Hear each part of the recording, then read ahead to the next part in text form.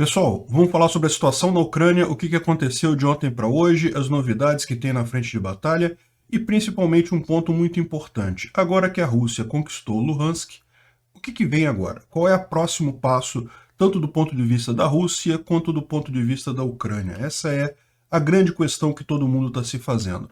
Essa notícia foi sugerida, ou essas notícias foram sugeridas por Eder Sena, Sagat Bordiev e várias outras pessoas. Obrigado aí ao pessoal que sugeriu a notícia. Obrigado a você que está assistindo o nosso vídeo. Se você gosta do nosso conteúdo, por favor, deixe o seu like e se inscreva aqui no canal, né? Pois bem, então vamos dar aquela repassada sobre o mapa aqui da região. De novo, a gente teve alguns bombardeios aqui no norte, aquela velha ideia da tática russa de manter os exércitos ucranianos por aqui, mas não há nenhuma indicação de que efetivamente planejem alguma coisa aqui no norte, né? A situação em Kharkiv é diferente, ainda há muitas batalhas aqui, a Rússia não gostou de ter sido expulsa da maior parte da área que ela conquistou próximo a Kharkiv e tem buscado conquistar novamente essa área, reconquistar essa área aqui, mas até aqui sem grande sucesso, né? Houve alguns pequenos vilarejos que foram retomados, como por exemplo Ternova, mas continua aqui a batalha em Kharkiv, não houve nenhuma grande mudança, né? Aqui na região de Lysychansk, de Donbás, como a gente falou ontem, não teve mudança nenhuma. Em tese, se você for preciosista, você pode dizer que, na verdade, a Rússia ainda não tomou Luhansk inteira, porque Bilororivka ainda está nas mãos ucranianas, mas isso é só um detalhe. Bilororivka é um município pequeno, uma cidade pequena, um vilarejo, na verdade, então não vai fazer nenhuma diferença aqui. Isso aqui deve ser uma questão temporária realmente, mas aí fica a grande questão, né?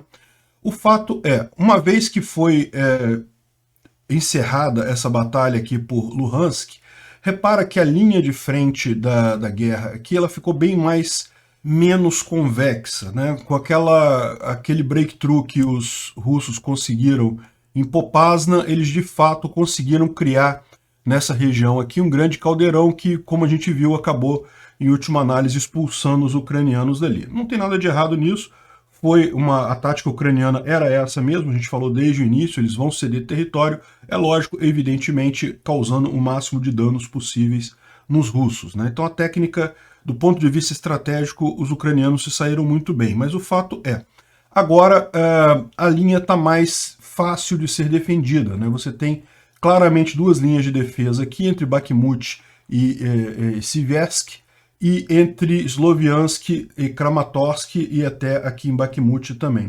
Ou seja, essa é a grande questão. Fica muito mais difícil para os russos agora avançarem, a menos que eles façam isso diretamente contra as posições ucranianas. E essa é a pergunta que está todo mundo se fazendo. O que eles vão fazer, né? Tem gente imaginando, e eu falei com vocês isso, que já tem alguma preparação aqui a oeste de Popasna, e o objetivo seria justamente um ataque a Bakhmut, né? A gente teve, inclusive, uma pequena conquista russa aqui nesse pequeno vilarejo aqui próximo ao sul, mas era uma área que já estava basicamente em poder mesmo dos russos, né? Então, essa é uma possibilidade, ataque a Bakhmut direto aqui. Mas outra possibilidade é, a partir de Zium, um ataque direto a Sloviansk, né? Lembra, os russos já estão aqui em Lima, então ele já tem uma posição a leste de Sloviansk e tem a posição a norte de Sloviansk. É verdade que isso aqui não forma um caldeirão como a gente viu em Lysychansk, em Severodonetsk, mas eles têm pelo menos dois sentidos para atacar Sloviansk, e isso pode indicar que esse talvez seja o próximo alvo, né? Repara que Bakhmut eles não têm, eles só têm uma frente vindo daqui, a frente aqui de baixo ainda está bem contida na linha de defesa originária aqui das repúblicas separatistas, né?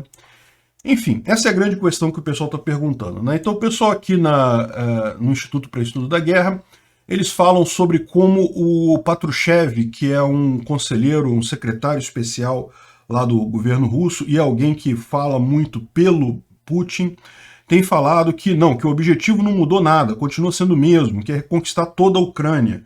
Ou seja, que por enquanto eles estão focando aqui em Donbás, mas que na verdade eles vão tomar Kiev, vão tomar Odessa, vão tomar a coisa toda, e essa guerra ainda, tudo da Rússia, e vão conseguir tudo e coisa e tal.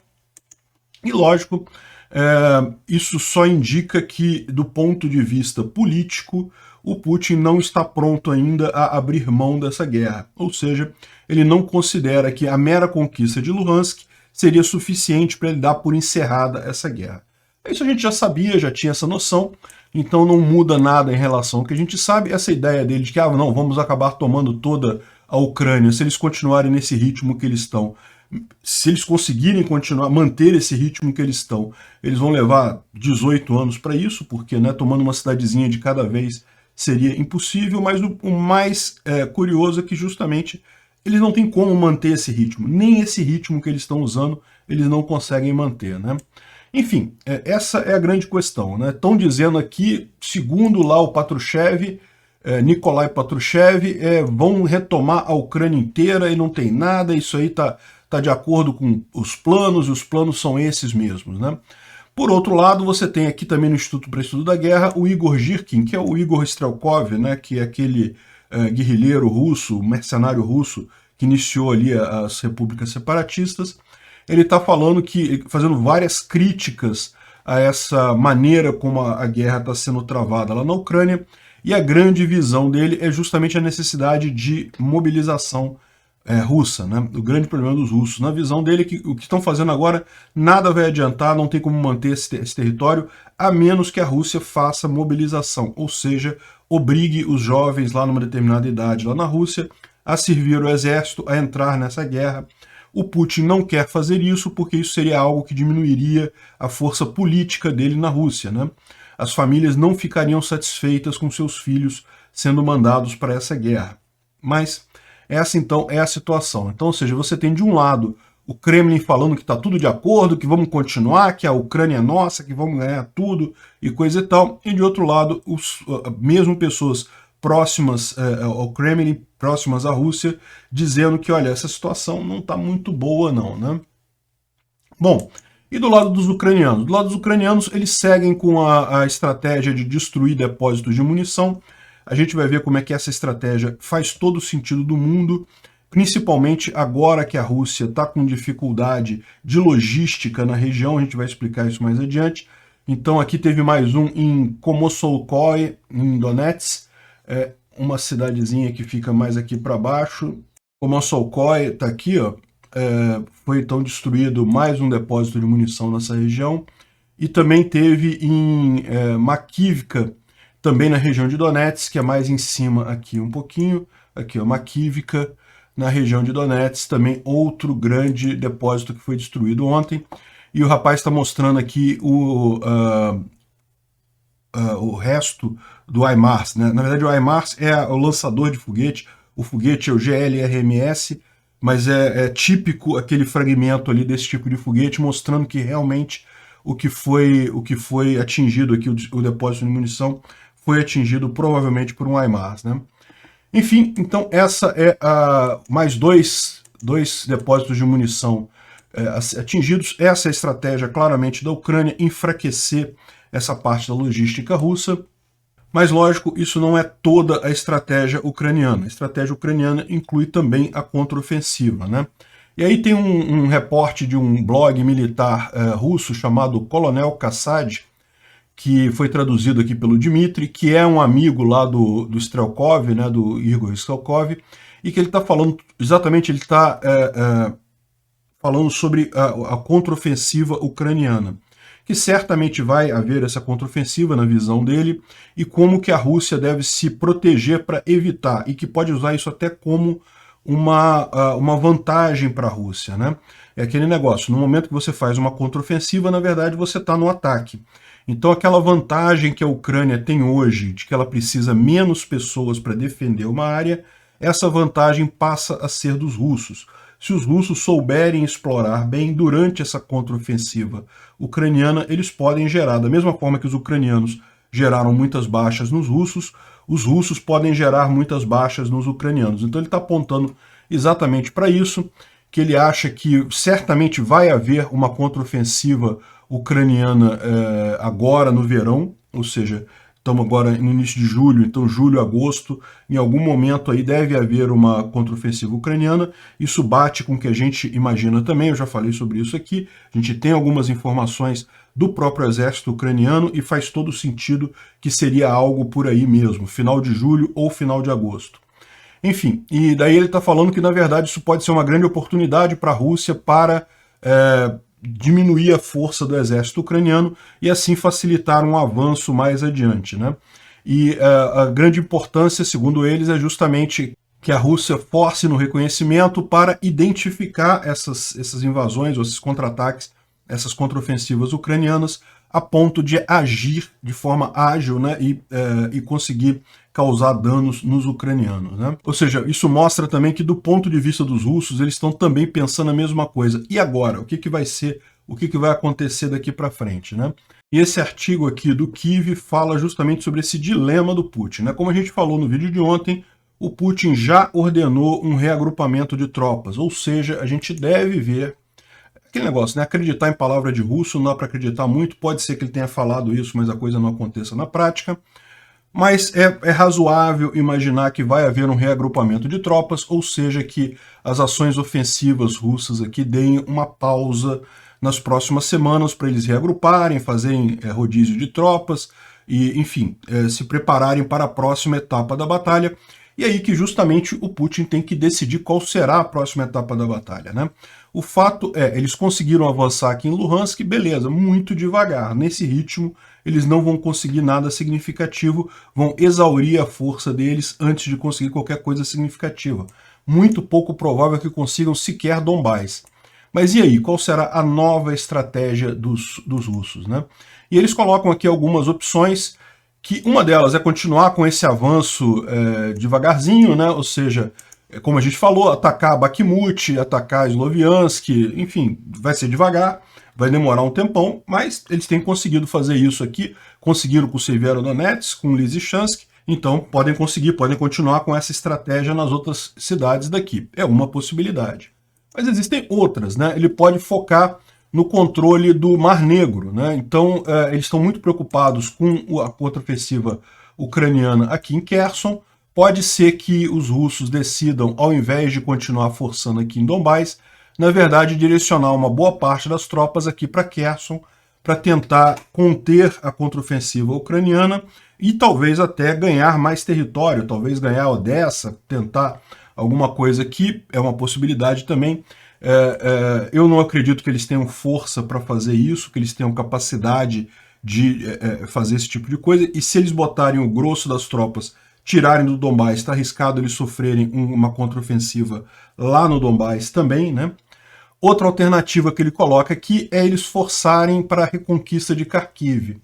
Como a gente falou, o fato dos ucranianos terem conseguido retomar uma boa parte aqui da região em torno de Kharkiv, isso não caiu bem para os russos. Kharkiv era uma cidade que eles contavam tomar logo no início da invasão russa, então os russos esperavam já tomar Kharkiv e estão perdendo o terreno, na verdade, então eles podem optar por isso, porque Kharkiv é uma cidade muito importante para os ucranianos, é a segunda maior cidade da Ucrânia, e daí, se os russos começarem a forçar para tentar novamente tomar Kharkiv, é muito provável que os ucranianos tenham que direcionar muitas tropas para defender Kharkiv, né? Então seria uma possibilidade focar aqui. Mas aí, da mesma forma, você tem o problema do cobertor curto, né? Se os russos tirarem tropas aqui de Donbás e de Kherson para jogar para Kharkiv, eles acabam enfraquecendo essas outras regiões aqui. Outra opção e isso é uma coisa que, na verdade, os russos têm tentado fazer o tempo todo, mas não têm conseguido muito sucesso, que é dividir o Oeste. O que é isso? É colocar os aliados da Ucrânia em posições diferentes, né? Existe já, ou pelo menos durante um tempo, houve uma tentativa ali de Itália e Alemanha de tentar convencer a Ucrânia a entrar num acordo de cessar-fogo com a Rússia. Isso seria tudo que a Rússia quer, porque a Rússia poderia manter uma grande quantidade de território que ela já conquistou aqui, mas ela só consegue manter esse território com um cessar-fogo.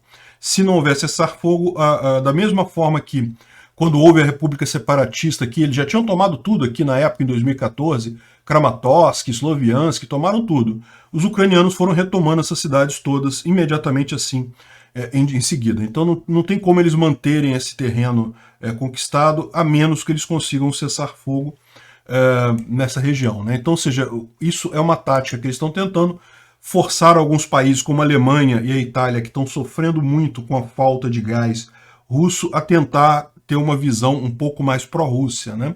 O fato é que até aqui eles não têm conseguido nada nesse sentido, né? E a outra coisa que eles podem tentar é justamente abrir conversas de paz. Não me parece ser o caso, como a gente viu aqui, a fala do Nikolai Patrushev mostra que não vai ter negociação de paz agora. Eu acho isso positivo para a Ucrânia também, não está na hora de negociar paz coisa nenhuma. O negócio agora é realmente tirar os orcs do território ucraniano, né? Enfim, essa é a grande questão. Vamos ver nos próximos dias, nas próximas semanas, qual vai ser o andamento dessa guerra, né? Os russos vão continuar o ataque aqui em Bakhmut, vão parar para reagrupar? O que eles vão fazer de mudança nas próximas semanas, né? E a contraofensiva ucraniana aqui vai conseguir avançar em direção a Kherson? A gente tem cada vez mais informações interessantes aqui sobre Kherson, mas nada muda aqui no mapa, né? A gente vê volta e meia uma cidadezinha ou outra ganhando, virando azul aqui, mas ainda falta muita coisa. Vamos ver até onde vai essa contraofensiva, né? Bom, saindo dessa visão mais do teatro de guerra mesmo, algumas curiosidades que aconteceram ontem, né? Vocês lembram do Dmitry Skrebets? Ele é o chamado pai do Moskva, né? O filho dele era um marinheiro no Moskva que acabou morrendo quando o Moskva afundou, e ele ficou muito chateado porque o exército russo, porque a marinha russa não dizia onde é que estava o filho dele, e que os marinheiros afundaram e coisa e tal. E, bom, diz o pessoal aqui, ele botou um aviso dizendo que ele fugiu da Rússia, ele está na Ucrânia e ele vai se alistar na divisão Liberdade da Rússia. A gente já falou sobre isso, é aquele grupo de russos que luta do lado ucraniano. Eles têm até uma bandeira própria, que é a bandeira da Rússia sem a parte vermelha, substituindo a parte vermelha pela parte branca. Então ele falou que vai se alistar porque ele quer matar russos. Meio forte isso, né? Enfim, o chefe da divisão Liberdade da Rússia disse que não recebeu ainda a inscrição dele, e que se ele tentar se inscrever, eles vão fazer uma entrevista, vão ver se realmente ele está sendo sincero no interesse dele de lutar contra a Rússia, porque no final das contas, lembra, ele lá no Facebook dele, ele sempre foi contra a Ucrânia, ele sempre disse que achava que se sentia sacaneado pelo exército russo, sentia que os militares russos fizeram um absurdo com o filho dele, acabaram com a vida dele, coisa e tal, mas ele continuava odiando a Ucrânia também, ele não era um anti-Rússia nessa história. Ele achava que a guerra como um todo estava certa, o que estava errado era só a questão dos comandantes russos ali. Então, vamos ver, é uma senhora mudança, né? Será que realmente vai acontecer isso? Vamos prestar atenção aí, vamos ver se realmente isso se confirma, né? Ele falou isso no Facebook dele, lá é VK, né, que é a rede social lá da Rússia, e vamos ver. Mas como eu disse, o comandante da Legião Liberdade da Rússia disse que não recebeu a inscrição dele ainda não. O Zelensky falou no discurso dele de ontem que a Rússia está com um objetivo claro de atacar civis, de destruir infraestrutura civil. Ou seja, como eles não conseguem avançar adequadamente o quanto eles gostariam, eles acabam mirando muito infraestrutura civil, né? Até porque, como a gente falou, eles não têm mísseis com precisão suficiente para atingir alvos militares precisos. A pilha de estoque de mísseis russos de precisão está bem baixa. Não estou dizendo que eles não tenham mais nenhum míssil, tem mais um monte de míssil. A questão é que o nível começa a ficar muito baixo. E lembra, para um país como a Rússia, você não pode ficar totalmente sem mísseis de precisão, né? Ele arrisca ser atacado até em outras frentes. Então, por isso, eles estão visando cada vez mais alvos civis, que são alvos mais fáceis de atacar, não requer tanta coisa, né? Outra informação, mais 3 navios russos vão ser investigados pela Turquia por eventualmente estarem com grãos roubados da Ucrânia. A Turquia se comprometeu a investigar esses 3 navios russos aí que estão... ontem a gente falou, né, que um deles já está sendo investigado, mais 3. E outra coisa que é algo que realmente é uma esperança grande, esse grande navio militar aqui com as cores ucranianas estava sendo abastecido num porto americano de Baltimore. Isso aqui pode ser o primeiro carregamento do Lend-Lease, né? Ou seja, Lend-Lease, vocês lembram, é aquele acordo que foi assinado entre a Ucrânia e os Estados Unidos, que permite de forma muito rápida o exército americano abastecer o exército ucraniano, né? Esse navio, certamente, ele não tem como chegar na Ucrânia, mas ele pode perfeitamente sair dos Estados Unidos, parar na Romênia, e dali a carga ir de trem para a Ucrânia ou algum outro caminho que eles façam também pela Polônia, também pode parar na Polônia e a partir da Polônia ir para a Ucrânia. Qual vai ser o caminho que eles vão fazer, a gente não sabe, mas parece que está indo um bocado de equipamento militar lá para a Ucrânia, né? É uma coisa realmente positiva.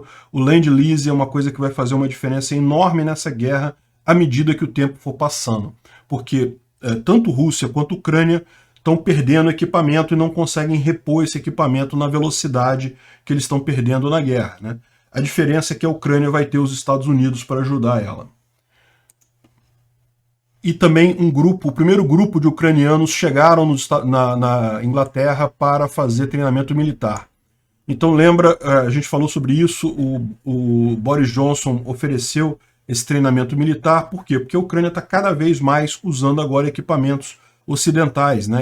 E o grosso da tropa ucraniana não está acostumada com esse tipo de equipamento, então é muito importante. Inclusive a questão de reparo, de calibração, esse tipo de coisa que tem que ser feito, né, no campo de batalha. Essas armas todas, elas dão defeito, elas são uma máquina como outra qualquer, de vez em quando quebra alguma coisa, de vez em quando dá algum defeito. Então é importante o exército ucraniano ter capacitação para resolver, pelo menos num nível mais básico, esse tipo de problema.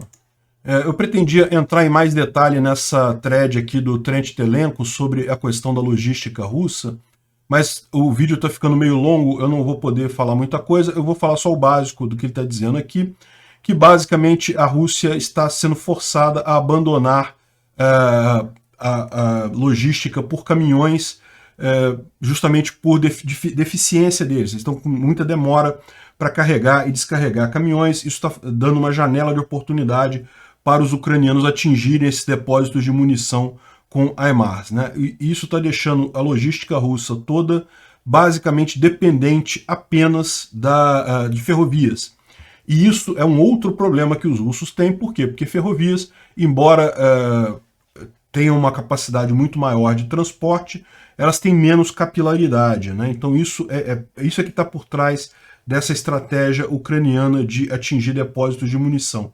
É justamente forçar os russos a cada vez ter menos opções de logística para abastecer a frota deles, né? E uma outra coisa que aconteceu ontem, já houve a assinatura da adesão da Finlândia e da Suécia na OTAN, né? A gente já falou isso, e o Canadá já foi o primeiro que ratificou o protocolo para a Finlândia e a Suécia entrarem na OTAN. Se não me engano, já teve 2 outros países, a Holanda e a Dinamarca, que também já ratificaram essa entrada. Então, dos países da OTAN, esses 3 já assinaram. O que é ratificar? Tem que ser votado no parlamento, tá? O parlamento do país tem que aprovar a entrada da Suécia e da Finlândia, né? O grande desafio, todo mundo sabe, vai ser a Turquia. Os outros países todos devem aceitar sem grandes problemas. A Turquia é a grande questão aí, mas como a gente sabe, o Erdogan já negociou isso, então deve ser aprovado também nas próximas semanas aí essa entrada da Suécia e da Finlândia, né? Então, ou seja, em muito pouco tempo a gente vai ter uma OTAN expandida e mais forte graças ao Putin. E, bom, ontem teve mais um milionário russo ligado a Gazprom. Ele era o presidente de uma empresa de transporte de gás e ele foi morto em São Petersburgo. Tem gente dizendo que foi um suicídio, tem gente dizendo que não se sabe. O fato é que ele foi morto e mais um caso aí de magnata russo, de oligarca russo que misteriosamente morre nesse momento, né? Assim, para terminar aqui, parece que a trend do pão mofado lá no McDonald's novo russo tá bem significativa. O pessoal começou a mostrar um monte... Depois que saiu aquele primeiro com um pouquinho de mofo, o pessoal começou a mostrar uns casos aqui mais extremos disso, né? Faz parte. Eles não têm como manter a cadeia de suprimento lá, não tem jeito, nunca vai ser igual. Obrigado por assistir o vídeo até o final. Além de curtir, compartilhar e se inscrever no canal, considere se tornar patrocinador com valores a partir de R$ 1,99. Clique no botão Seja Membro abaixo para saber as condições e vantagens de patrocinar o canal. Mais informações sobre o nosso projeto, visite nossos sites indicados na tela.